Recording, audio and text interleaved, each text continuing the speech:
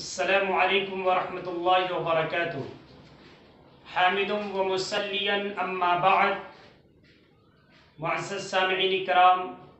بزرگان دین اور عزیز دوستو، بڑی ہی خوشی اور مسرت کے ساتھ آج یہ اطلاع دی جا رہی ہے کہ اللہ تبارک و تعالی کا جو مقدس مہینہ آیا تھا، جس کی ہم اور آپ نے کتنے قدر کیے، کتنے اس اللہ تبارک و تعالی کی طرف سے جو آئے ہوئے مقدس مہمان تھے، جو پروردگار عالم صرف اور صرف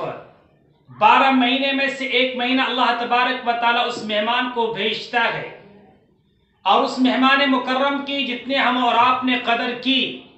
ہم اور آپ نے جتنا انہیں تسبیح و تحمید کے ذریعے سے ان کو سلام پیش کیا، تو یقیناً میرے بھائیوں، ہمیں اور آپ کو اللہ تبارک و تعالی قبرستان کی جو سب سے پہلی کڑی ہے، سب سے پہلا ہمارا اور آپ کا گھر ہے، جب وہاں پر پیش کیا جائے گا، اس وقت جو ہمارے اور آپ کے اوپر جو بھی گناہوں کا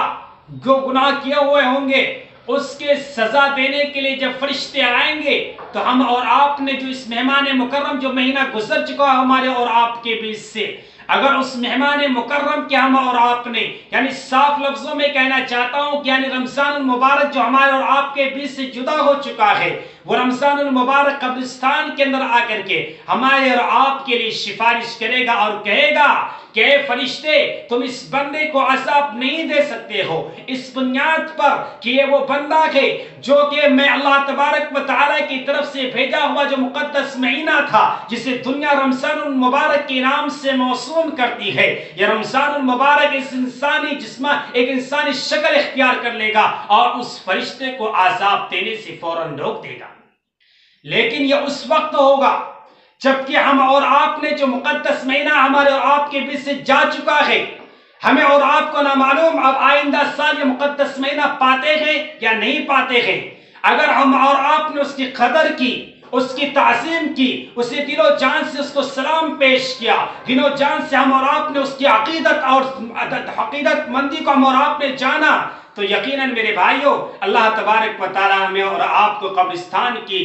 چار دیواری کے اندر سرخروئی نصیب فرمائے گا۔ اور اگر ہم اور آپ نے یوں ہی ضائع کر دیا، لیکن دکھ اور افسوس کے ساتھ یہ بات کہنا پڑتا ہے کہ میرے بھائیوں، کتنے ایسے مسلمان تھے جو ہٹے کاٹے تھے، جس کو اللہ تبارک و تعالی نے جسم و جثہ سے مزین کر رکھا تھا، لیکن انہوں نے اس مقدس مہینے کی بھی توہین کر دی۔ صاف لفظوں میں کہنا چاہتا ہوں، بازاروں اور منڈیوں کے اندر آپ جب جاتے، آپ نے دیکھا ہوگا، میری آنکھوں نے بھی اسے دیکھا کہ ہٹے کٹے ہونے کے باوجود بھی اللہ تبارک و تعالی کی قانون کی دھجیاں بھرے سر بازار کے اوپر نیلام کیا جا رہا تھا۔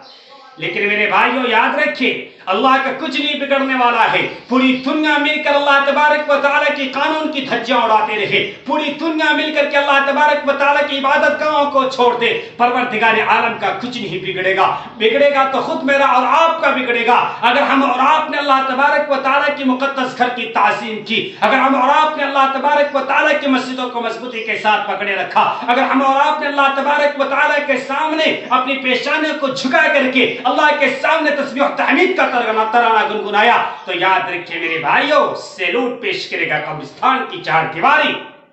لیکن میرے بھائیوں، اللہ تبارک و تعالیٰ کے مقدس مہینہ ہمارے اور آپ کے بیچ سے جا چکا ہے۔ کیوں؟ اس بنیاد پر کہ اس سے پہلے بھی اللہ تبارک و تعالیٰ مقدس مہینہ بھیجتا تھا، لیکن عجیب ہی رونقیں ہوا کرتی تھی،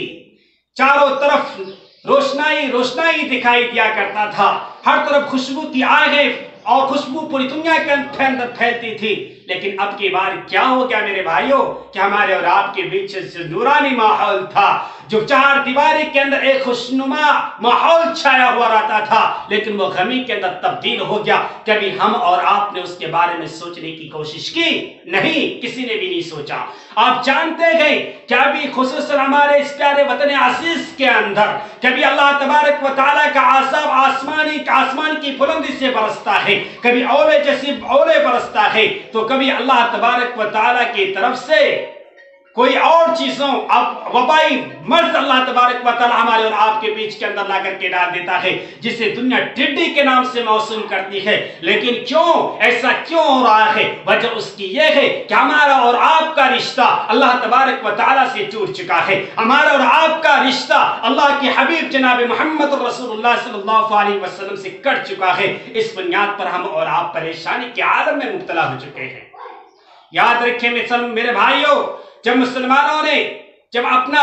مقدس گھر کو چھوڑ دیا، اللہ تبارک و تعالیٰ کے پاک پوتر گھر مسجدوں سے اپنی دور اختیار کیا، بعد اختیار کیا، تو ہمارے اور آپ کے اوپر اللہ تبارک و تعالیٰ نے ایسی مصیبتیں لا کر کے ڈال دیا جس کو دنیا کبھی تصور بھی نہیں کر سکتی ہے.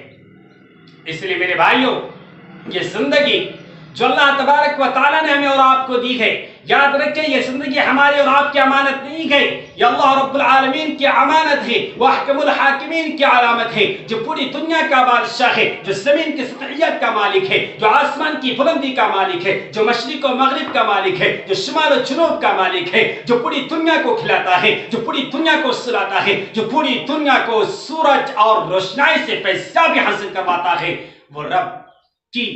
امانت ہے یہ زندگی، اور اس امانت کے بارے میں رب قیامت کے دن پوچھے گا کہ ہم نے تمہیں زندگی دی تھی، اس زندگی کو تم نے کس طریقے سے خرچ کیا. اگر ہم اور آپ نے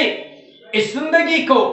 اگر صحیح طریقے سے استعمال کیے ہیں، اپنی زبان کو قرآن کی تلاوت میں استعمال کیے ہیں، اپنے آنکھوں کو قرآن کو دیکھنے میں استعمال کیے ہیں، اپنے پاؤں کو مسجد کی چار دیواری میں جانے کے لیے استعمال کیے ہیں، اپنی زبان سے جھوٹ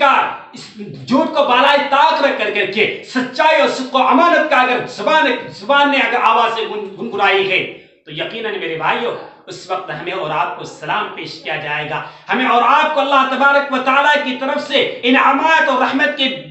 کے پروانے ملیں گے. اور اگر ہم اور آپ نے یوں ہی ضائع کر دیا تو یاد رکھیں میرے بھائیوں، بہت ہی رسوائی ہوگی اس قبرستان کے اندر، جہاں پر سارے انسان رکھ کر کے چھوڑ کر کے سارے انسان بعد اختیار کر لیں گے، دور اختیار کر لیں گے، ہر ایک انسان چھوڑ کر کے چلا جائے گا. اس وقت ہمیں اور آپ کو رسوائی کا سامنا کرنا پڑے گا. میرے بھائیوں، یہ اللہ تبارک و تعالیٰ نے جو زندگی دی ہے یہ تو چند لمحے کی زندگی ہے. آپ جانتے ہیں کہ ہم اس دنیا کے اندر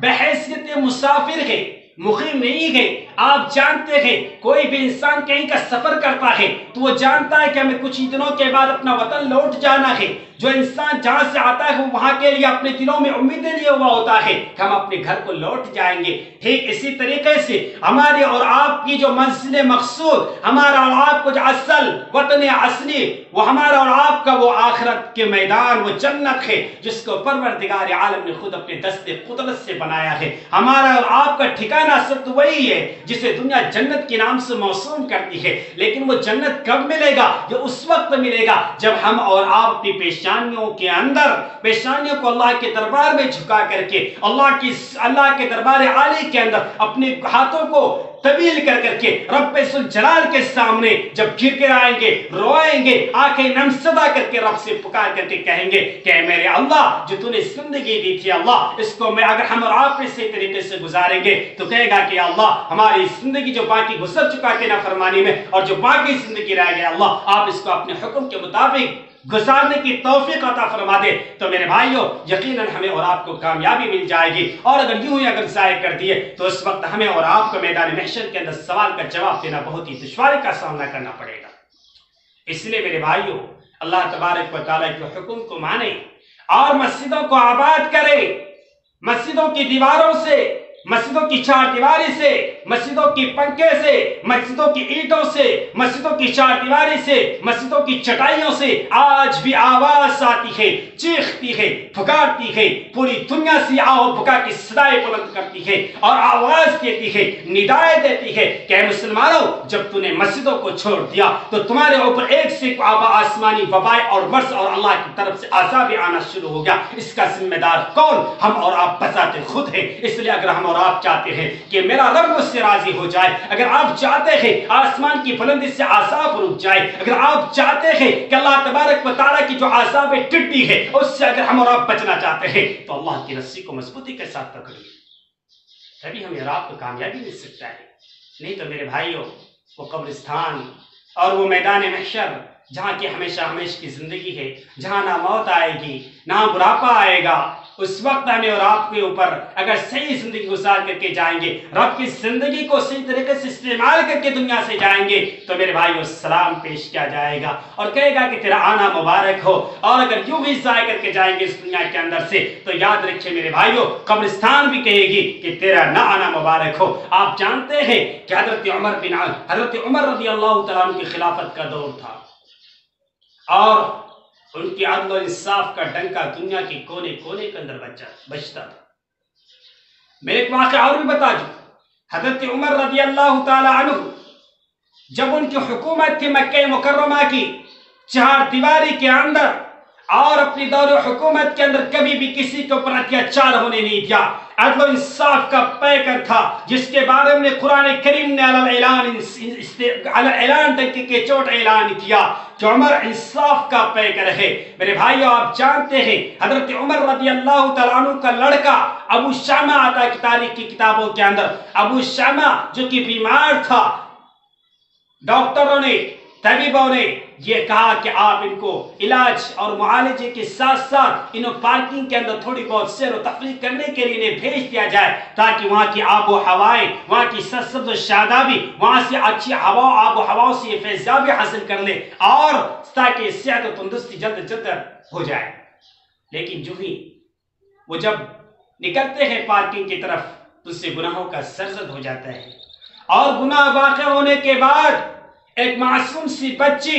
جب امیر المؤمنین کے دربار کے اندر پہنچتے ہیں، اور پہنچنے کے بعد یہ کہتے ہیں کہ امیر المؤمنین، آپ کے لڑکے ابو شیمہ نے میرے جسم کے ساتھ کھلواڑ کیا ہے، لہذا آپ جو انصاف کا پیکر ہیں آپ انصاف کیجئے۔ دنیا جانتی تھی کہ ابو حضرت عمر رضی اللہ تعالیٰ عنہ مسجد نبی کے اندر بیٹھے ہوئے ہیں، فوراً وہاں سے اٹھتے ہیں، اپنے گھر کی چار دیواری میں پہنچتے ہیں، پہنچنے کے بعد گھر کے اوپر دستک دیتے ہیں، آواز آتی ہے، بیوی پوچھتے کون؟ آواز دیتے حضرت عمر رضی اللہ تعالیٰ عنہ، میں عمر ہوں۔ فرماتے ہیں آ جائیے اندر۔ فرماتے حضرت عمر ابو شامہ گھر پہ گئے، وہ انہوں نے کہا کہ جی ہاں کھانا کھا رہا ہے۔ انہوں نے اپنے بیٹے سے زبان کے اپنے بیٹے سے کہا کہ بیٹے کھانا کھا لو، شاید کہ تمہاری زندگی کا یہ آخری کھانا ہو۔ اس آواز کو سننے کے بعد ان کے بیٹے کے پاؤں تلے سے زمین کھسک گئی،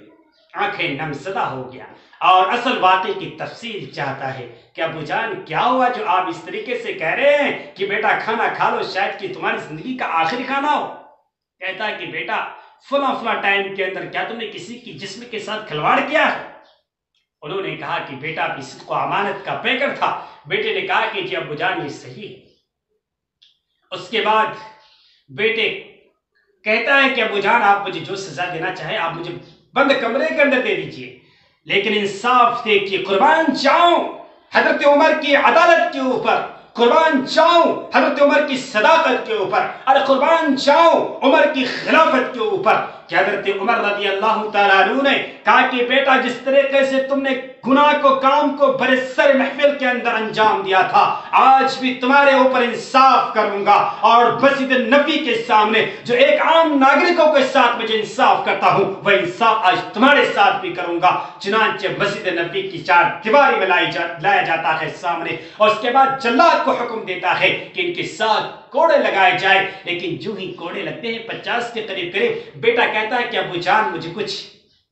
جان مجھے تھوڑا سا پانی دے دیجئے تاکہ میں نوش فرما لوں، مجھے پیاس کی شدت ہے۔ بیٹے باپ نے کہا کہ بیٹا جب تک تمہارا 100 کوڑے پورے ہو نہیں جاتے تب تک تمہیں پانی نہیں دی جائے گی۔ آخرکار 50 یا 55 کے اندر بیٹا دم توڑ جاتا ہے، اس دنیا فانی کو الوداع کہہ دیتا ہے۔ میرے بھائیوں کون تھے؟ یہی وہ عمر تھا جس کے انصاف کا ڈنکا پوری دنیا کے اندر بجتا تھا۔ لیکن جب ہمارے اور آپ کی دلوں سے انصاف نکل جائے گا، جب ہمارے اور آپ کی زبانوں سے سچ اور سچائی کی آوازیں بلند کرنا جب بند ہو جائے گا، جب ہم اور آپ حق پرست حق بات کہنے سے مکرنے لگیں گے، یاد رکھیں میرے بھائیوں اس سے بڑا غدار انسان کوئی نہیں ہو سکتا ہے جو انسان حق بیان کرنے سے اپنی زبانوں کو روکتا ہے۔ اسی لیے آپ سے بڑے ہی ادب و احترام کے ساتھ یہ گزارش کی جاتی ہے میرے بھائیوں، ہم اور آپ اللہ تبارک و تعالیٰ کے حکم کو مانیں، اللہ کی سامنے اپنے سجدہ بسجود ہو کر کے رب کے سامنے رو کر کے گر گرا کر کے اب دعا کرے کہ یا اللہ جو ماں کی زندگی رہ گیا اللہ اس کو اپنے حکم کے مطابق گزارنے کی توفیق عطا فرما دے۔ میرے بھائیو اسی پر میں اپنی باتوں کو ختم کرتا ہوں۔ وآخر الدعوانا الحمدللہ رب العالمین۔